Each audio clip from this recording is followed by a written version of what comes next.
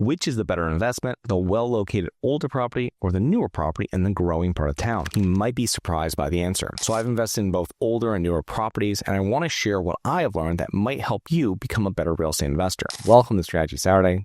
I'm Charles Carillo, and today we're going to discuss one of the most significant decisions real estate investors face, whether to invest in older properties or newly built properties. So let's get started. One of real estate investors' most important choices is whether to purchase newer or older properties. The terms alone can be very subjective. When I began investing in real estate in Connecticut, I purchased properties built in the early 1900s, which I considered old. When I moved to Florida, people considered properties built in the 1960s old.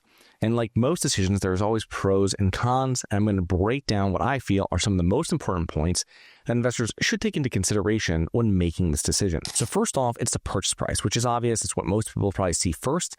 And it's this obvious benefit of older properties is that they're less expensive than newer ones. And it's typical for older properties to be sold for less than replacement value. In other words, you would not be able to build that property you are buying for the price you are paying. Next is maintenance, repairs, and management. And the trade-off with paying less initially for an older property is usually higher maintenance and repair costs. Management in general becomes more expensive with older properties as well. Many older properties with deferred maintenance will need to scale back their tenant screening efforts to keep units rented. This translates into higher management costs for tenants breaking leases, evictions, unit make ready, marketing, and leasing costs. Furthermore, older properties will require larger reserve budget for maintenance and repairs, even if the property is fully rented to great tenants. On the other hand, newer properties are usually built with better materials that won't need attention for decades. Now, some examples of problems notorious with older properties would be sewer line issues, electrical issues that require updating to code, or for instance, plumbing that has been patched over the years and never really corrected. The next part is appreciation potential. Now, location is one of the main driving forces of appreciation. Older properties in gentrifying areas or more desirable central locations might be great investments if the owner is willing to invest capital and time, compared to newer properties in developing areas where appreciation takes off if there are the same market demand drivers. Next is insurance and financing. Now, the older the property, the harder it is to get insured, and or the more hoops you need to jump through. Now, when I owned properties that were 100 plus years old, every year when lease renewals came through, it usually came with an insurance increase and sometimes a couple of items that need to be repaired, such as fixing stairs or the sidewalk, etc. And as an owner, I was happy they renewed it, and I just had to make these changes. But I also was dropped several times. So every time the renewal came by, it was kind of a relief, but sometimes it came with a couple caveats, which you had to kind of repair, refix, whatever it might be, before they would actually do it. You might get those like a couple months before the renewal date. Now, financing is usually not that big of an issue with older properties, but it is much easier to get financing for newer properties since lenders are not afraid that borrowers will become burdened with repairs and either let the property fall into disrepair or not pay their mortgage or both. And working with local lenders usually makes financing easier since they understand and they believe in the market that they're lending in, which is where you're buying and investing into. Next is collections. And I spoke with a partner of a large multifamily private equity firm years back, and I remember them saying that as properties age, their collections usually decrease as well. And this is a very broad statement. And of course, if we're buying older apartment buildings in some expensive areas of Manhattan or Boston, this might not hold true. Still, their methodology was that when you focus on newer properties, you can attract better credit tenants than older properties. And better tenants typically equate to a more predictable cash flow. Now, as properties age, they will usually drop in class from A to B, B to C. And if the property is not maintained or renovated, it'll just continue. And the whole value add model is based on renovating C-class properties and bringing them to, say, a B level. However, the location of the property and the market are usually the determining factors in determining whether this is actually even feasible. Now, next is the business plan in general. What is your business plan for the property?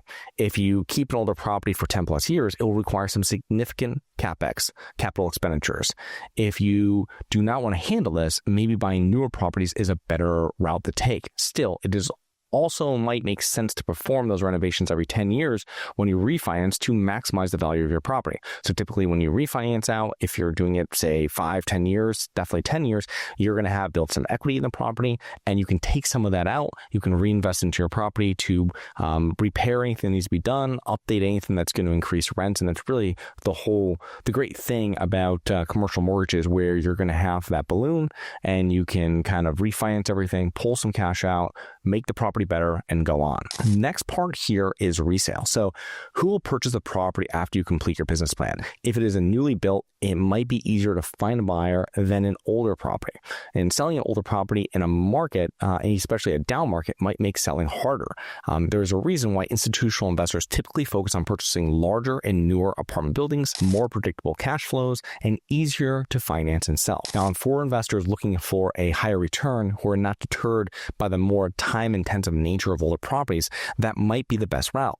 On the other hand, for investors looking for a more streamlined real estate investment approach, purchasing a newer property will probably be a better fit for their portfolio. The usual progression I see with real estate investors is that they begin buying newer properties in better locations as they grow, and that's exactly what I did. I started with older properties, and little by little, I've grown to just buying properties as 1980s, 1990s, and newer now. So I hope you enjoyed. Please remember to rate, review, subscribe, submit comments and potential show topics at globalinvestorspodcast.com. If you're interested in actively investing in real estate, please check out our courses and mentoring programs at syndicationsuperstars.com. That is syndicationsuperstars.com. Look forward to 2 more episodes next week. See you then. If you always want to invest in real estate, but didn't have the time, didn't know where to find the deals, couldn't get the funding, and didn't want tenants calling you? Since 2006, I've been buying income-producing properties in great locations that provide us with consistent passive income while we wait for appreciation in the future and take advantage of tax laws while we're waiting. And unlike your financial advisor, we invest alongside our investors in every property we purchase. Check out investwithharborside.com. If you like the idea of investing in real estate, if you like the idea of passive income, partner with us at investwithharborside.com. That's investwithharborside.com. Nothing in this episode should be considered specific, personal, or professional advice. Any investment opportunities mentioned on this podcast are limited to accredited investors. Any investments will only be made with proper disclosure, subscription documentation, and are subject to all applicable laws. Please consult an appropriate tax, legal, real estate, financial, or business professional for individualized advice. Opinions of guests are their own. Information is not guaranteed. All investment strategies have the potential for profit or loss. The host is operating on behalf of Syndication Superstars, LLC exclusively.